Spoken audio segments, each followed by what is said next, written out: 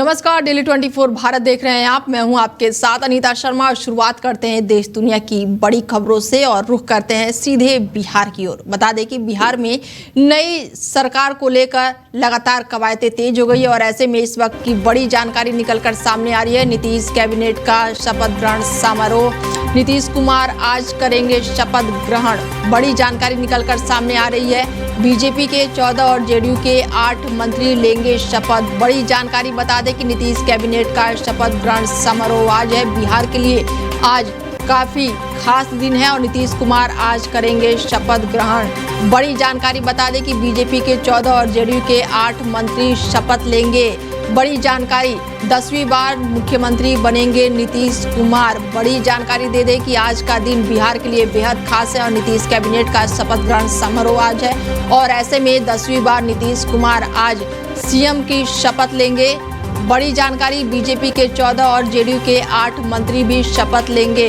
बड़ी जानकारी निकलकर सामने आ रही है। 10वीं बार मुख्यमंत्री बनेंगे नीतीश कुमार। बता दें कि एनडीए की बम्पर जीत के बाद से नीतीश कुमार आज 10वीं बार बिहार के सीएम बनेंगे। सीएम कैबिनेट का शपथ ग्रहण समारोह आज है और ऐसे में लगातार दिग्गजों का तांता लगा हुआ है। नीतीश कुमार आज शपथ ग्रहण करेंगे और ऐसे में बीजेपी के 14 और जेडीयू के 8 मंत्री भी साथ में शपथ ले सकते हैं। बड़ी जानकारी निकलकर सामने आ रही है। 10वीं बार मुख्यमंत्री बनेंगे नीतीश कुमार। गांधी मैदान में नीतीश करेंगे शपथ ग्रहण। बड़ी जानकारी,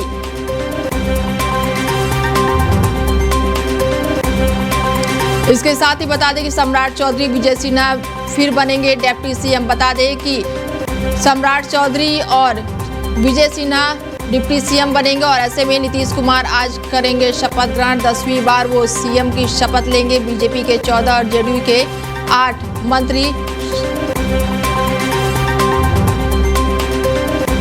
10वीं बार मुख्यमंत्री बनेंगे नीतीश कुमार।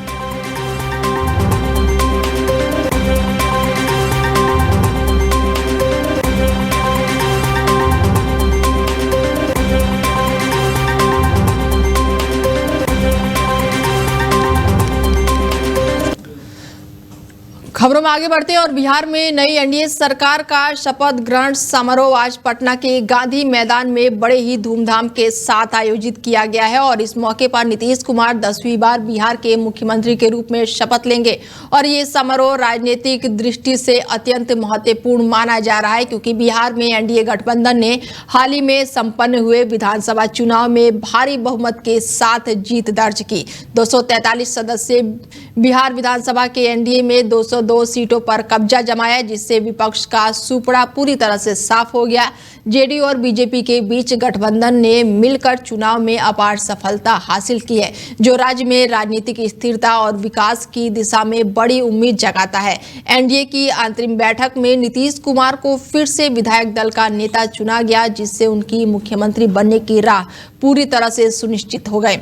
शपथ ग्रहण समारोह में केंद्रीय नेतृत्व भी उपस्थित रहेंगे। प्रधानमंत्री नरेंद्र मोदी इस अवसर पर शिरकत करेंगे और इसके अलावा केंद्रीय गृह मंत्री अमित शाह, बीजेपी अध्यक्ष जेपी नड्डा, साथ ही बीजेपी और एनडीए शासित अन्य राज्यों के मुख्यमंत्री भी समारोह में शामिल होंगे और ये राज्य और केंद्र के बीच मजबूत तालमेल का प्रतीक माना जा रहा है।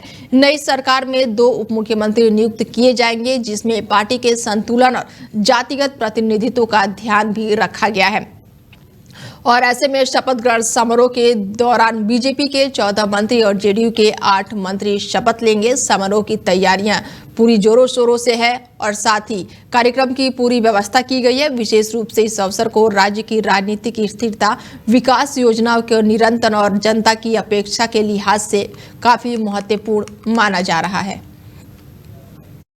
बिहार विधानसभा चुनाव में शानदार जीत हासिल करने के बाद से एनडीए नई सरकार का गठन करने जा रही है और बुधवार को एनडीए की बैठक में नीतीश कुमार को विधायक दल का नेता चुना गया और अब वो गुरुवार को पटना के यानी कि आज पटना के गांधी मैदान में मुख्यमंत्री पद की शपथ लेंगे। शपथ ग्रहण समारोह में भाग लेने के लिए बुधवार की रात ही केंद्रीय गृह मंत्री अमित शाह और बीजेपी के राष्ट्रीय अध्यक्ष जेपी नड्डा सहित एनडीए के कई वरिष्ठ नेता पटना पहुंच चुके हैं। वहीं प्रधानमंत्री नरेंद्र मोदी आज विशेष विमान से पटना पहुंचेंगे।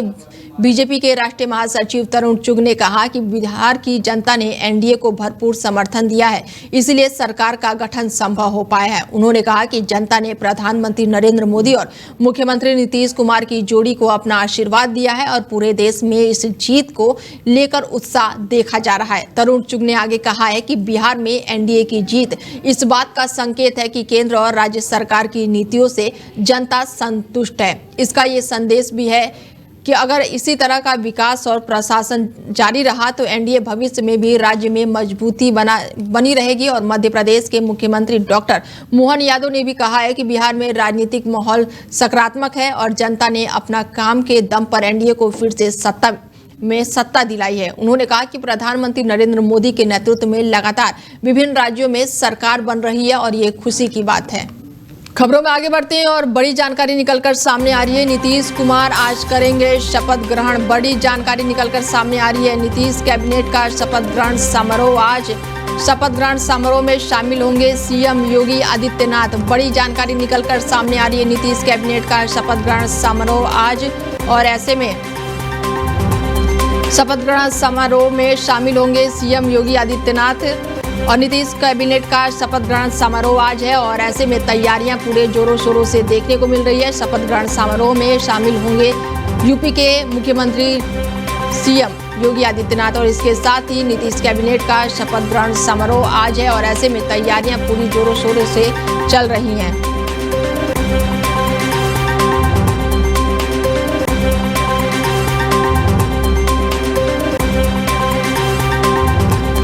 बता दें कि सीएम योगी आदित्यनाथ शपथ ग्रहण समारोह में शामिल होंगे। हालांकि कई लिहाज से सीएम योगी आदित्यनाथ का दौरा बेहद ही खास माना जा रहा है, क्योंकि जहां जहां सीएम योगी आदित्यनाथ ने जनसभाएं की, जनता को संबोधित किया, वहां पर जीत हासिल हुई है जितने भी विधायक थे। बड़ी जानकारी आपको बता दें कि शपथ ग्रहण समारोह में यूपी के मुख्यमंत्री सीएम योगी आदित्यनाथ भी शामिल होंगे और ऐसे में कई मायनों में बेहद खास माना जा रहा है सीएम योगी आदित्यनाथ का यहां पर पहुंचना। और हालांकि आपको ये भी बता दें कि प्रधानमंत्री नरेंद्र मोदी के साथ साथ अमित शाह पहले ही पहुंच चुके हैं। जेपी नड्डा भी इस समारोह में शामिल होंगे और दिल्ली की मुख्यमंत्री रेखा गुप्ता भी इस समारोह का हिस्सा बनेंगी।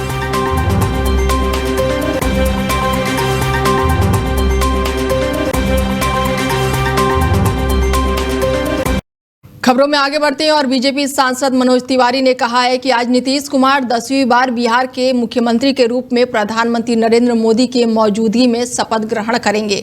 उन्होंने कहा कि बिहार की जनता ने स्पष्ट संदेश दे दिया है कि जो नेता राज्य के विकास के लिए लगातार काम करेंगे, जनता उनके साथ खड़ी रहेगी। मनोज तिवारी ने यह भी बताया है कि वो खुद शपथ ग्रहण समारोह में शामिल होने के लिए पटना आएंगे और इससे ऐतिहासिक अवसर का हिस्सा बनकर गर्व महसूस कर रहे हैं। उन्होंने कहा कि ये समारोह न केवल बिहार में राजनीतिक स्थिरता का प्रतीक है, बल्कि राज्य और केंद्र के बीच मजबूत सहयोग और विकास की दिशा में एक महत्वपूर्ण कदम भी है। बिहार को हृदय से धन्यवाद है।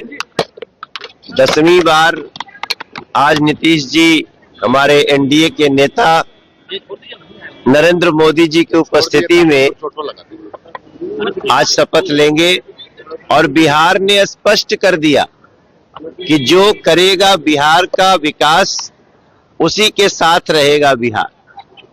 आज सारे इस ऐतिहासिक खुशियों को, एक ऐतिहासिक पल आएगा थोड़ी देर बाद और हम भी उसमें शामिल होने आए हैं।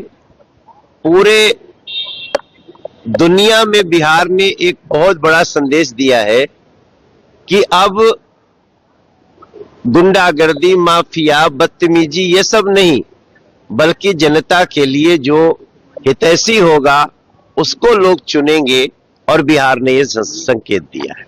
जेडीयू नेता राजीव रंजन प्रसाद ने कहा है कि आज नीतीश कुमार के नेतृत्व में एनडीए सरकार का गठन होने जा रहा है। उन्होंने बताया कि शपथ ग्रहण समारोह के बाद उनकी सरकार का प्राथमिक लक्ष्य बिहार को देश के शीर्ष 10 विकसित राज्यों में शामिल करना है और इसके साथ ही बिहार में विकास की गति लगातार तेज हो रही है और अब नए दौर में सरकार मिलकर राज्य के सामाजिक, आर्थिक और बुनियादी ढांचों के क्षेत्र में नया आयाम स्थापित करेगी। बता दें कि राजीव रंजन प्रसाद ने ये भी कहा है कि एनडीए सरकार का उद्देश्य केवल सत्ता पर बैठना नहीं है, बल्कि जनता के चुनाव, सत्ता में सुधारना, रोजगार के अवसर बढ़ाना, शिक्षा और स्वास्थ्य सेवाओं को मजबूत बनाना है। उन्होंने माना है कि बिहार की जनता ने जिस तरह से एनडीए को समर्थन दिया है, उससे यह स्पष्ट होता है कि लोग सतत विकास और कुशल प्रशासन चाहते हैं। उन्होंने कहा कि नए कार्यकाल में सरकार पूरी मेहनत और समर्पण के साथ राज्य के हर नागरिक तक विकास की योजनाओं को पहुंचाएगी। खबरों में आगे बढ़ते हैं और बड़ी जानकारी निकलकर सामने आ रही है। बता दें कि इस वक्त की बड़ी खबर निकलकर सामने आ रही है। हरियाणा के मुख्यमंत्री नायब सिंह सैनी पटना पहुंच गए हैं। बड़ी जानकारी आपको दे दें कि बिहार में एनडीए सरकार के शपथ ग्रहण समारोह में पहुंचे हैं और शिरकत होने के लिए, समारोह में शामिल होने के लिए पटना एयरपोर्ट पहुंचे हैं सीएम सैनी। बड़ी जानकारी, नीतीश कुमार के साथ शपथ ग्रहण समारोह में होंगे शामिल। बड़ी जानकारी निकलकर सामने आ रही है। हरियाणा के मुख्यमंत्री नायब सिंह सैनी पटना पहुंचे हैं। बता दें कि आज का बिहार के लिए दिन बेहद ही खास है और ऐसे में बिहार में एनडीए सरकार के शपथ ग्रहण समारोह की भव्य तैयारियां की जा रही हैं। समारोह में शामिल होने के लिए पटना एयरपोर्ट पर पहुंचे हरियाणा के सीएम नायब सिंह सैनी और नीतीश कुमार के साथ शपथ ग्रहण समारोह में शामिल होंगे। बता दें कि जानी मानी हस्तियां लगातार पटना की तरफ रुख कर रही हैं, जहां पर प्रधानमंत्री नरेंद्र मोदी, सीएम योगी आदित्यनाथ, अमित शाह पहुंच चुके हैं और ऐसे में बिहार में एनडीए सरकार के शपथ ग्रहण समारोह में हरियाणा के सीएम नायब सिंह सैनी शिरकत करने पहुंचे हैं। पटना एयरपोर्ट पर वो पहुंच चुके हैं।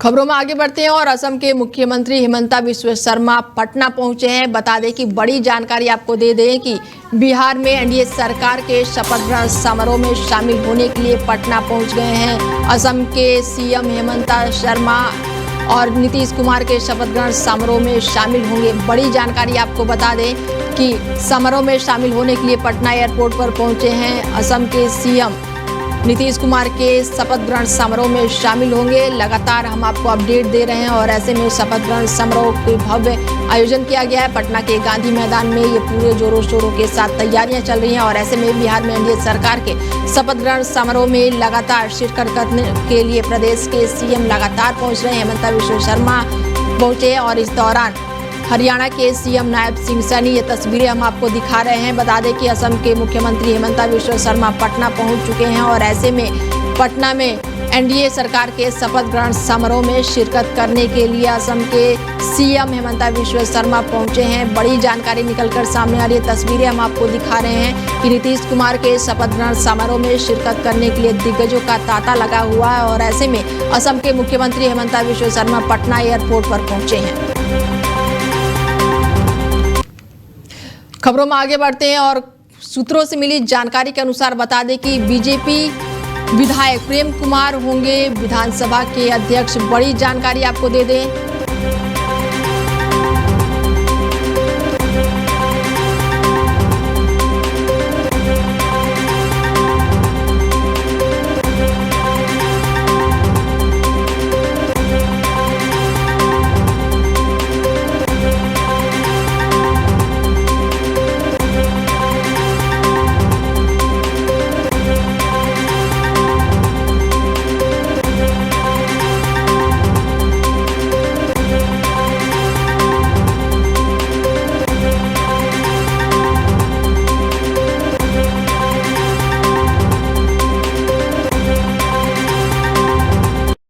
खबरों में आगे बढ़ते हैं और अब रुख करते हैं उत्तराखंड की ओर। बता दें कि उत्तराखंड के मुख्यमंत्री पुष्कर सिंह धामी भी पटना पहुंच चुके हैं। बड़ी जानकारी निकलकर सामने आ रही है। बता दें कि उत्तराखंड के मुख्यमंत्री पुष्कर सिंह धामी भी पटना पहुंचे हैं।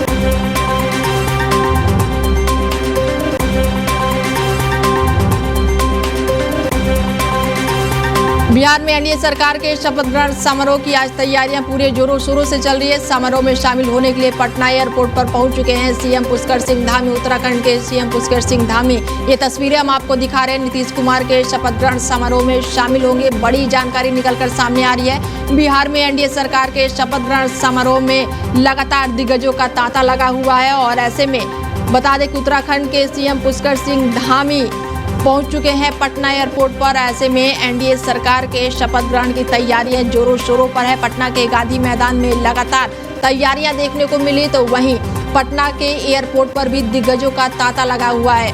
ये तस्वीरें हम आपको दिखा रहे हैं। उत्तराखंड के सीएम पुष्कर सिंह धामी पहुंच चुके हैं पटना एयरपोर्ट पर। एनडीए में सरकार गठन के शपथ ग्रहण समारोह में शिरकत करने के लिए पहुंचे हैं। उत्तराखंड के मुख्यमंत्री पुष्कर सिंह धामी पटना पहुंच चुके हैं।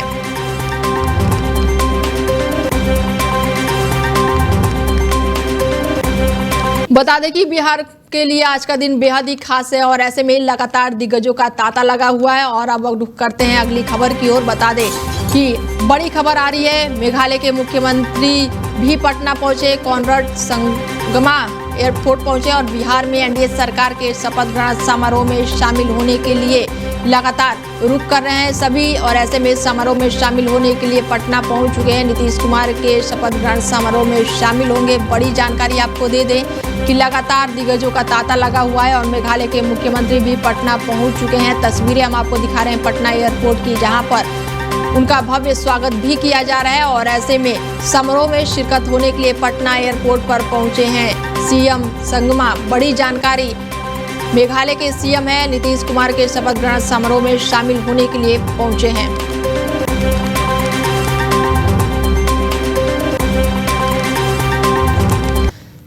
खबरों में आगे बढ़ते हैं और रुख करते हैं घोसी विधानसभा से। समाजवादी पार्टी के विधायक सुधाकर सिंह का इलाज के दौरान आज सुबह उनकी जान चली गई। बता दें कि लखनऊ में उनका निधन हुआ है और ऐसे में सुधाकर सिंह हाल ही में 2023 के उपचुनाव में बीजेपी के दारा सिंह चौहान को हराकर इस सीट पर विजयी हुए थे। सूत्रों से मिली जानकारी के अनुसार सुधाकर सिंह 2 दिन पहले मऊ जिले के सदर क्षेत्र में आयोजित एक वैवाहिक मांगलिक कार्यक्रम में शामिल होने के बाद दिल्ली से लौट रहे थे और ये कार्यक्रम मुख्तार अंसारी के बेटे और अब्बास अंसारी के छोटे भाई उमर अंसारी के विवाह से संबंधित था।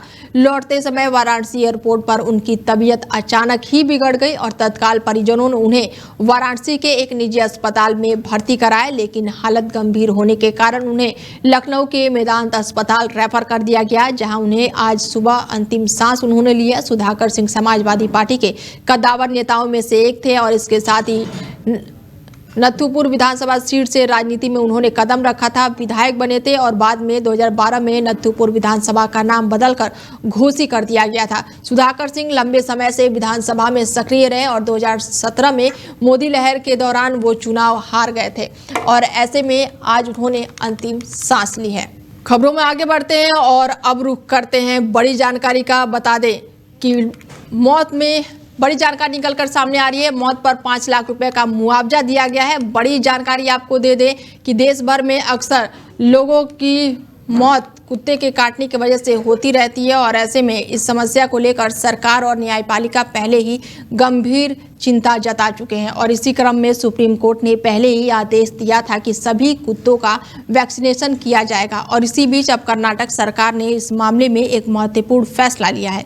राज्य सरकार ने बुधवार को घोषणा की है कि कुत्ते के काटने से किसी व्यक्ति की मृत्यु होने पर उसके परिवार को 5 लाख रुपए का मुआवजा दिया जाएगा और इसके अलावा यदि किसी व्यक्ति को कुत्ते के काटने से त्वचा पर चोट, गहरे काले निशान या फिर बार बार काटने की चोट आते हैं तो उसके लिए 5,000 रुपये का मुआवजा निर्धारित है और इसके साथ ही इसमें से 3,500 रुपये पीड़ित के इलाज के लिए और 1,500 रुपये सुवर्ण आयोग सुरक्षा ट्रस्ट को भुगतान के लिए किए जाएंगे। कर्नाटक सरकार ने बताया कि ये कदम लोगों के समय पर उचित इलाज उपलब्ध कराने और गंभीर मामलों में आर्थिक सहायता प्रदान करने के उद्देश्य से उठाया गया है और इस फैसले को लागू करने के लिए सरकार ने आदेश भी अब जारी कर दिया है। अब खबर लेते हैं देश की राजधानी दिल्ली से, जहां पर दिल्ली में धुंध ने पूरी तरह से ढक लिया है और हाल ही में जारी वीडियो अक्षरधाम की बताई जा रही है, जहां पर धुंध की घनी परतें साफ नजर आ रही हैं। केंद्रीय प्रदूषण नियंत्रण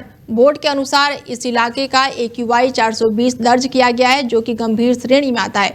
विशेषज्ञों के अनुसार इस स्तर की वायु प्रदूषण गंभीर स्वास्थ्य जोखिम पैदा कर सकता है, खास करके बच्चों, बुजुर्गों और सांस संबंधित बीमारियों से पीड़ित लोगों के लिए। CPCB ने निवासियों को सलाह दी है कि वो बाहर निकलते समय मास्क का इस्तेमाल करें और लंबे समय तक प्रदूषित हवा में ना रहें। और इसके अलावा वाहन और उद्योगों से निकलने वाले धुओं से कटौती करने के निजी वाहन कम इस्तेमाल करने पर जोर दिया गया है। और आगे फिलहाल बुलेटिन में मेरे साथ इतना ही। दीजिए इजाजत, नमस्कार।